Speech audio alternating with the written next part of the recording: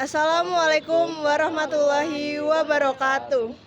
Shalom, Om Swastiastu, Namo Buddhaya, dan salam kebajikan bagi kita semua. Halo teman-teman semua, perkenalkan kami dari kelompok 7 Hukum Perusahaan. Kami di sini akan membahas mengenai rapat umum pemegang saham dengan saya sendiri, Alivia Pramesti, dengan NIM belakang 332. Perkenalkan, saya Aksala Solongkenar Hutapea dengan NIM belakang 450. Perkenalkan, saya Risma Damayanti dengan NIM akhir 047. Perkenalkan, saya Faisa Rahmawati dengan NIM akhir 307. Dan selamat menyaksikan. Pengertian Rapat Umum Pemegang Saham atau yang disingkat RUPS. RUPS adalah forum tertinggi dalam suatu perusahaan, yaitu sebuah wadah resmi tempat berkumpulnya para pemegang saham untuk membahas dan memutuskan hal-hal penting terkait arah dan kebijakan perusahaan. Dalam konteks ini, forum bukan sekadar pertemuan, tetapi memiliki kedudukan hukum yang kuat dan diatur secara formal dalam undang-undang. RUPS memiliki wewenang untuk mengambil keputusan strategis, terutama yang berkaitan dengan investasi, pembagian dividen, pengangkatan atau pemberhentian direksi dan dewan komisaris, serta pengesahan laporan keuangan tahunan.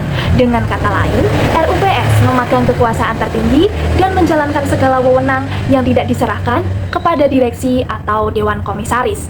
RUPS memastikan bahwa seluruh kebijakan penting dalam perusahaan diputuskan secara demokratis oleh para pemilik saham sesuai dengan prinsip-prinsip RUPS. Karena itu, keberadaan RUPS sangat krusial dalam menjaga keseimbangan kekuasaan dan arah pertumbuhan perusahaan secara berkelanjutan. Dasar Hukum Rapat Umum Pemegang Saham atau RUPS. RUPS tercantum dalam Undang-Undang Nomor 40 Tahun 2007 tentang Perseroan Terbatas. Undang-undang ini mengatur secara rinci mengenai kedudukan, jenis, kewenangan, serta tata cara penyelenggaraan RUPS dalam struktur suatu perusahaan. Selain itu, ketentuan mengenai RUPS juga diperkuat oleh Undang-Undang Nomor 6 Tahun 2023 yang menetapkan peraturan pengganti Undang-Undang atau Perpu Nomor 2 Tahun 2022 tentang Cipta Kerja menjadi Undang-Undang. Dalam konteks ini, Cipta Kerja memberikan pengaturan tambahan terkait kemudahan berusaha, termasuk dalam mekanisme penyelenggaraan RUPS secara elektronik atau yang kita biasa sebut elektronik RUPS. Elektronik RUPS diatur lebih lanjut dalam Peraturan Otoritas Jasa Keuangan Nomor 16 Tahun 2020 tentang pelaksanaan rapat umum pemegang saham perusahaan termasuk secara elektronik atau disebut POJK Nomor 16 Tahun 2020. Lalu yang selanjutnya adalah fungsi dari Rapat Umum Pemegang Saham. Fungsi dari Rapat Umum Pemegang Saham ataupun RUPS adalah sebagai berikut, di mana RUPS mempunyai beberapa fungsi, yaitu fungsi yang pertama adalah untuk menyetujui pengajuan permohonan agar perseroannya atau perusahaan tersebut dapat dinyatakan pilot. Oleh karena itu, apabila perusahaan pilot dan ingin dinyatakan pilot sah, maka RUPS harus menyetujuinya. Lalu yang kedua adalah RUPS berfungsi untuk mengubah anggaran dasar, di mana seperti yang kita tahu bahwa anggaran dasar telah ditetapkan sejak berdirinya perseroan terbatas. Akan tetapi, jika dalam keberjalanannya perusahaan tersebut akan mengubah anggaran dasar, maka anggota dari RUPS tersebut perlu untuk mengubah anggaran dasar dan menyetujui adanya perubahan anggaran dasar.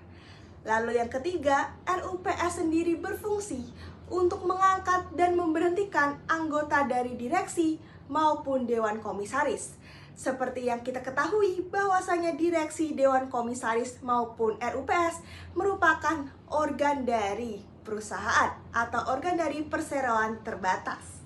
Maka dari itu, untuk menghentikan dan mengangkat direksi dan dewan komisaris, difungsikanlah RUPS itu sendiri. Lalu ada pula yang keempat, di mana RUPS berfungsi untuk menyetujui perpanjangan jangka waktu pada pendirian perseroan terbatas. Di mana di sini ketika perseroan terbatas tersebut di dalam aktanya hanya dalam jangka atau kurun waktu tertentu dan ingin diperpanjang, maka RUPS harus menyetujui adanya perpanjangan jangka waktu di dalam perseroan terbatas tersebut.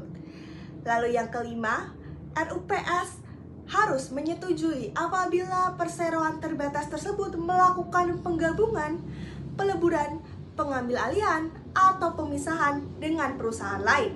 Semisal perusahaan A ingin menggabungkan diri dengan perusahaan B, maka RUPS harus menyetujuinya. Begitu pula ketika perusahaan ingin melakukan peleburan, pengambil alihan, dan pemisahan. Lalu yang terakhir, RUPS sendiri berfungsi untuk membubarkan perseroan, di mana di sini apabila dalam kondisi tertentu perusahaan ingin bubar, misalnya dinyatakan pilot dan segala macam, maka RUPS mempunyai hak dan kewenangan untuk membubarkan perseroan terbatas itu sendiri.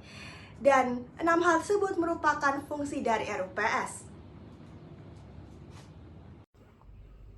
Sekarang, saya akan menjelaskan mengenai tata cara pelaksanaan RUPS. Dalam pelaksanaannya sendiri, terdapat 3 tahapan, yaitu tahap pra-RUPS, tahap pelaksanaan RUPS, dan tahap pasca RUPS. Dalam tahapan pra-RUPS, yang dilakukan pertama ialah melakukan pelaporan kepada pengadilan negeri. Hal pertama yang wajib dilakukan oleh Dewan Komisaris dalam proses pengajuan RUPS adalah dengan memberikan laporan kepada pengadilan negeri atau PN setempat. Setelah itu, dilakukan penetapan agenda RUPS. Agenda ditetapkan oleh direksi, umumnya untuk RUPS tahunan, atau Dewan Komisaris atau pemegang saham tertentu untuk RUPS luar biasa.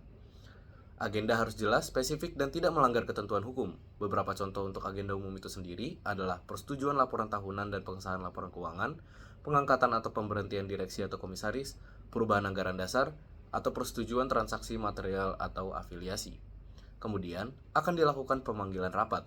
Dalam hal ini, pihak yang berwenang mengadakan RUPS ialah direksi, Dewan Komisaris, atau satu atau lebih pemegang saham yang mewakili paling sedikit 1/10 dari jumlah seluruh saham dengan hak suara. RUPS diumumkan kepada pemegang saham 14 hari sebelum tanggal pelaksanaan, tidak termasuk tanggal pengumuman dan hari RUPS. Untuk perusahaan terbuka, wajib ada pengumuman awal 30 hari sebelum pemanggilan resmi. Setelah melewati tahapan pra-RUPS, maka kita bisa lanjut ke tahapan pelaksanaan RUPS. Yang pertama adalah registrasi peserta, yang dimana pemegang saham atau kuasanya mendaftarkan diri di lokasi rapat atau secara daring. Kemudian, ada pengecekan quorum kehadiran yang disesuaikan dengan jenis agenda, 1/2+1 dari seluruh saham dengan hak suara untuk agenda umum, dan 2/3 atau 3/4 kehadiran untuk agenda khusus. Jika quorum tidak tercapai, dapat dilakukan pemanggilan ulang atau RUPS kedua. Setelah itu, dilakukan pembukaan rapat yang dibuka oleh direksi atau orang yang ditunjuk sebagai pimpinan rapat. Dilanjutkan dengan pernyataan quorum dan legalitas penyelenggaraan RUPS. Selanjutnya, dilakukan penyampaian agenda. Setiap agenda dijelaskan satu persatu oleh pihak terkait. Penjelasan termasuk data, alasan, dan konsekuensi dari putusan yang diambil. Kemudian, dilanjut dengan sesi diskusi atau tanya jawab, yang dimana pemegang saham diberi kesempatan bertanya, menyampaikan pendapat atau keberatan, dan pimpinan rapat wajib menjawab secara langsung atau menunjuk pihak yang relevan untuk menjelaskan. Setelah itu semua, maka akan dilakukannya pengambilan keputusan. Cara pengambilan keputusannya melalui musyawarah untuk mufakat. Namun, jika tidak tercapai, maka akan dilakukan voting. Tata cara votingnya sebagai berikut. Satu saham, yaitu satu suara. Dapat dilakukan secara terbuka seperti angkat tangan atau suara lisan, tertutup seperti surat suara, atau elektronik atau e-voting melalui sistem KSEI.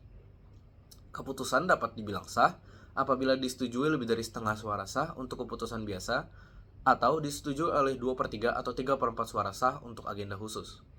Dan terakhir, terdapat penutupan rapat, yang dimana rangkuman keputusan dibacakan oleh pimpinan rapat dan ditutup dengan penandatanganan risalah RUPS. Dalam tahapan pasca RUPS terdapat beberapa hal, yaitu pembuatan risalah rapat, yang dimana hal ini wajib disusun secara lengkap dan sah, ditandatangani oleh pimpinan rapat dan paling tidak satu pemegang saham atau kuasanya yang hadir, dan salinan diberikan kepada pemegang saham yang meminta. Kemudian terdapat pencatatan keputusan, yang dimana keputusan RUPS dicatat dalam daftar keputusan dan dilaksanakan oleh direksi. Jika menyangkut pengangkatan atau pemberhentian direksi atau komisaris, didaftarkan ke Kemenkumham untuk persyaratan tertutup. Baik, kita akan membahas pembahasan selanjutnya yaitu mengenai quorum dalam RUPS. Quorum adalah jumlah minimum pemegang saham atau berdasarkan jumlah saham yang sah yang harus hadir atau diwakili dalam RUPS agar rapat tersebut dapat dilangsungkan dan mengambil keputusan yang sah. Dalam hal ini diatur dalam Undang-Undang Nomor 40 Tahun 2007 tentang Perseroan Terbatas atau UU PT. Kemudian, quorum kehadiran RUPS atau syarat kehadiran RUPS adalah sebagai berikut. RUPS tahunan atau RUPS luar biasa paling sedikit setengah bagian dari jumlah seluruh saham dengan hak suara hadir atau diwakili. Jika quorum tidak terpenuhi, dapat diadakan RUPS kedua atau ketiga. Yang kedua adalah RUPS kedua, sah dan dapat diadakan jika dalam RUPS kedua dihadiri oleh pemegang saham yang mewakili paling sedikit 1/3 bagian dari jumlah seluruh saham dengan hak suara. RUPS ketiga, tidak ada lagi batas minimum quorum sepanjang dihadiri oleh pemegang saham berapapun jumlahnya. Kemudian quorum dalam pengambilan keputusan RUPS atau syarat keputusan yang sah. Keputusan RUPS dianggap sah jika disetujui lebih dari setengah bagian dari jumlah suara yang dikeluarkan kecuali ditentukan lain oleh UU PT atau anggaran dasar. Kemudian RUPS sirkuler atau tanpa rapat fisik. Keputusan sirkuler sah apabila semua pemegang saham setuju secara tertulis dan menandatangani keputusan tersebut. Nah, RUPS sirkuler ini juga tanpa memerlukan quorum fisik. Kemudian, ketentuan emitmen atau perusahaan terbuka. Menurut PUJK nomor 15/PUJK 4/2020, untuk emitmen atau perusahaan publik berlaku atas aturan khusus, yakni RUPS pertama sah jika dihadiri minimal setengah dari seluruh saham. RUPS kedua sah jika dihadiri minimal 1/3 dari seluruh saham. RUPS ketiga tidak mensyaratkan quorum khusus kecuali ditentukan dalam anggaran dasar.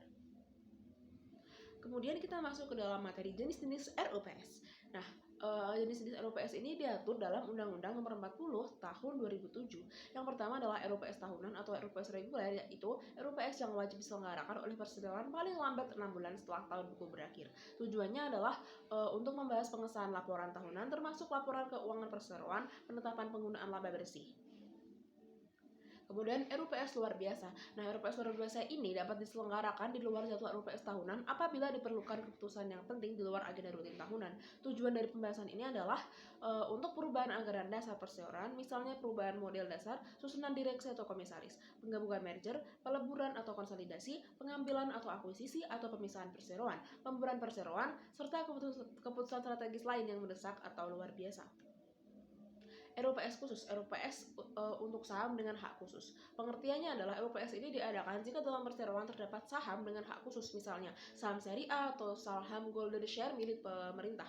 Tujuannya adalah untuk memberikan persetujuan atau pertimbangan khusus atas agenda tertentu sesuai hak khusus yang dimiliki saham tersebut. Kemudian RUPS khusus atau RUPS untuk saham dengan hak khusus, yakni diadakan jika dalam perseroan terdapat saham dengan hak khusus atau misalnya saham seri A atau golden share milik pemerintah. Tujuannya adalah untuk memberikan persetujuan atau pertimbangan khusus atas agenda tertentu sesuai hak khusus yang dimiliki saham tersebut. RUPS sirkuler atau RUPS dengan keputusan di luar rapat, yakni keputusan pemegang saham yang diambil tanpa menyelenggarakan rapat secara fisik atau tatap muka, melainkan melalui keputusan tertulis yang ditandatangani oleh seluruh pemegang saham. Tujuannya adalah untuk mengambil keputusan dan disepakati bulat oleh seluruh pemegang saham.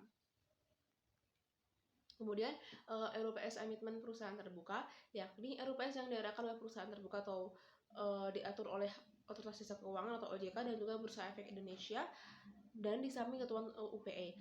Jenisnya adalah RUPS tahunan emitmen seperti tambahan agenda, seperti persetujuan laporan tanggung jawab sosial atau CSR dan juga GCG atau Good Corporate Governance. RUPS luar biasa emitmen yakni agenda perubahan struktur modal, penerbitan efek baru, penawaran umum terbatas, dan aksi korporasi lainnya.